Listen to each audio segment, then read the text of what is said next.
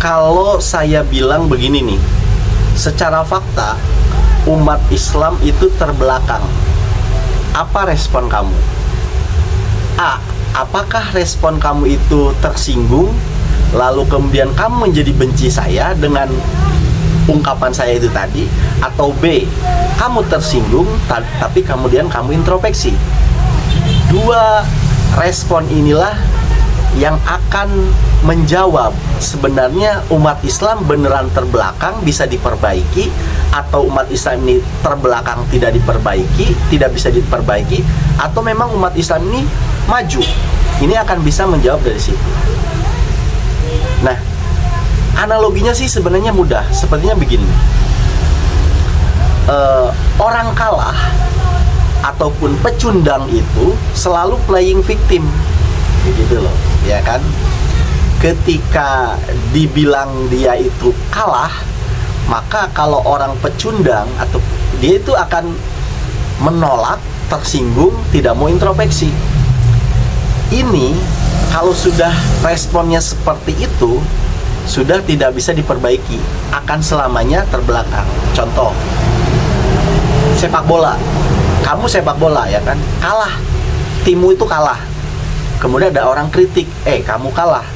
Kemudian dikritik. Respon kamu marah, dan kamu tidak mau introspeksi, tidak mau memperbaiki timmu. Artinya, timmu ke depan akan terus-terusan kalah. Tapi kalau responmu tersinggung, tetapi kamu introspeksi, memperbaiki timmu, di kemudian hari, timmu bisa menang. Ketemu jawabannya ya. Nah, begitupun juga dengan pertanyaan saya di awal. Umat Islam terbelakang secara fakta. Apa respon kamu?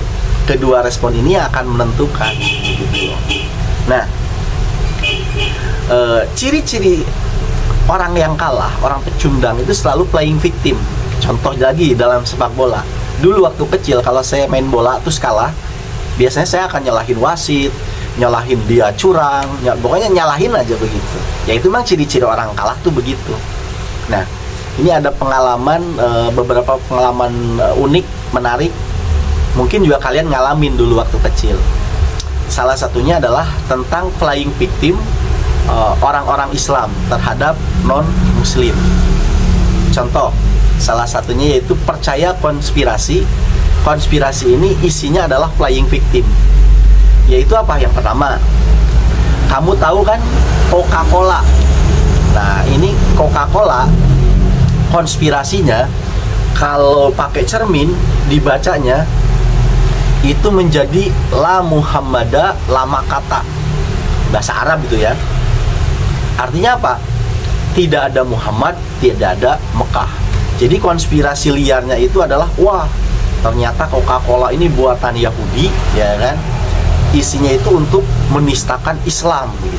Untuk menjatuhkan Islam, kan begitu tuh. Nah, itu konspirasi yang pertama. Coba dilihat pakai cermin katanya, la Muhammada lama kata. Kamu udah tahu itu. Kalau belum tahu, coba kamu lihat logo Coca-Cola tapi bacanya pakai cermin. Jadi akan terbalik. Itu menjadi seperti tulisan Arab, la Muhammada lama kata. Tidak ada Muhammad, tidak ada Mekah. Yaitu kalau orang-orang kalah dengan teori-teori konspirasi seperti itu, dia seneng. Apalagi playing victim. Kemunduran umat Islam itu ya dikarenakan oleh pihak luar. Dia tidak mau introspeksi ke diri. Kenapa terbelakang gitu? Yang disalahin selalu agama lain, gitu kan? Yang kedua, yaitu yang kedua itu di logo Unilever. Itu di huruf U-nya itu ada tulisan lafaz Allah katanya gitu kan. Nah, itu juga konspirasi yang lihat tuh begitu. Wah, Unilever ini buatan Yahudi katanya. Dia juga namanya produk ini untuk menghancurkan umat Islam gitu. Ini ada penistaannya nih di la ilaha illallah ini gitu kan. Ya itu konspirasi ya menurut saya buat lucu-lucuan aja. Tapi dulu ya waktu saya kecil ya kan belum mengerti ya kan, itu seneng banget kalau ada konspirasi semacam itu gitu. Kemudian selanjutnya ini produk lokal nih, Kompas. Apa teori konspirasinya Kompas? Itu ada singkatannya katanya. Kompas itu adalah Komando Pastur. Nah, itu juga begitu tuh. Jadi konspirasi liarnya itu, wah ini nih punyanya orang kafir ya kan. Memang koran ini untuk melemahkan umat Islam gitu, selalu nyalahin orang gitu.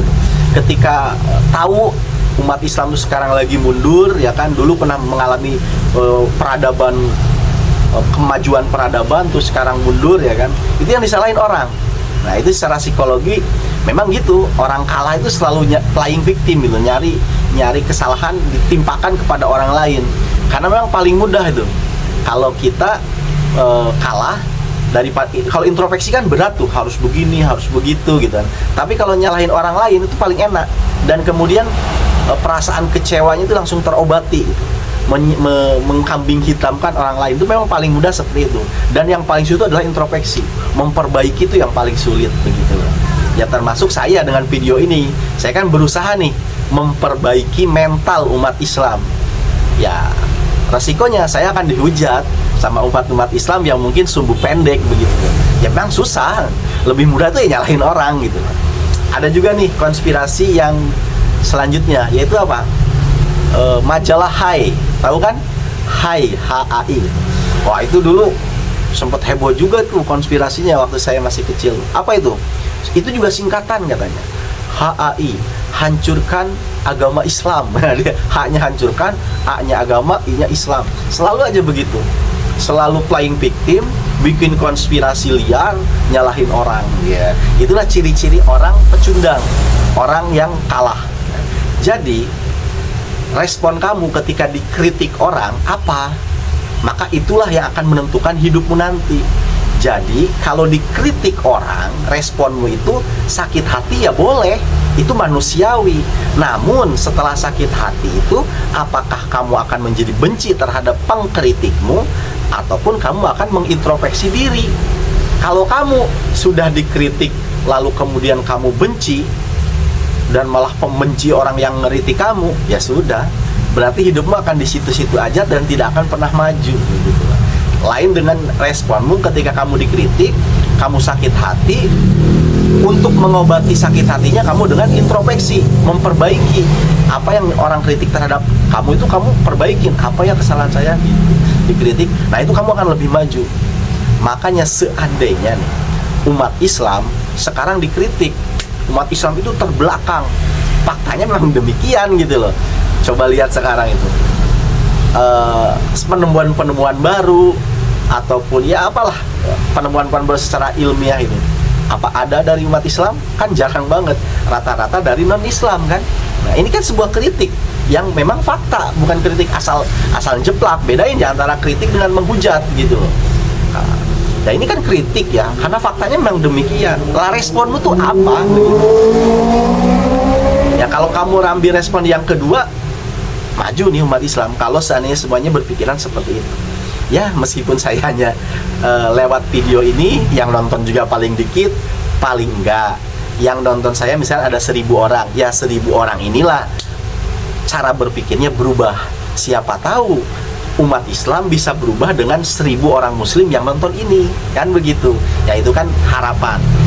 Kembalikan lagi lah ya kan, Tuhan kan maha segalanya, bisa aja gitu. Yang penting kita usaha, dan inilah cara usaha saya memperbaiki mengejar ketertinggalan ataupun keterbelakangan umat Islam. Semoga bisa mengembalikan kekejayaan seperti dulu. Umat Islam itu benar-benar jaya. Artinya jaya itu ataupun maju itu bukan berarti menindas yang agama lain yang tidak maju, karena dulu umat Islam ketika di puncak peradaban benar-benar menghormati agama lain, bahkan pemikiran-pemikiran dari agama lain, ilmu-ilmu dari agama lain ya diambil begitu loh, ya duduk bareng, berdiskusi bareng demi kemajuan ilmu pengetahuan, kan begitu. Terima kasih karena sudah menyimak, dan memang saya berusaha ya, kalau paginya saya kontennya itu tentang yang viral lah ya kan, misalkan Agus gitu kan. Nah malamnya saya ambil konten tentang pendidikannya begitu loh. Meskipun yang kedua ini tentang pendidikan selalu sedikit tuh view-nya, tapi gak apa-apa. Saya berusaha berjuang tuh di situ. Jadi konten ini tidak ngegosip doang gitu loh. Ada juga sisi edukasinya. Semoga bermanfaat. Terima kasih.